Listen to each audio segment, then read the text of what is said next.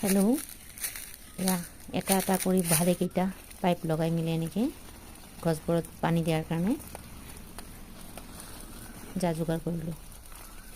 ঘৰৰ পৰাই পানী লোৱাৰ ব্যৱস্থা কৰিলোঁ, যিহেতু এতিয়া বৰষুণ নাই।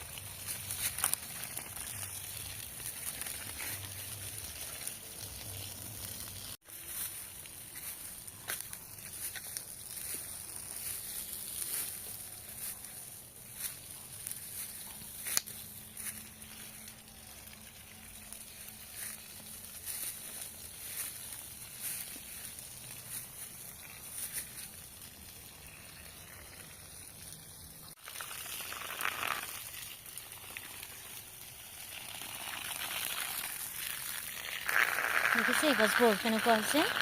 সেইকাৰণে বৰষুণৰ পানী নাই কাৰণে ঘৰৰ পৰা পাইপ জোৰাই এনেকৈ পানী দিয়াৰ ব্যৱস্থা কৰিলোঁ। বন্ধুসকল, বহুত দূৰৰ পৰা পানী টানিবলগীয়া হৈছে, তাৰ কাৰণে স্পীডটো কম।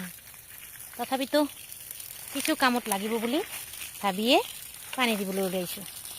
ঠিক আছে, এতিয়া কাম কৰোঁ, পিছত কথা পাতিম। Bye bye.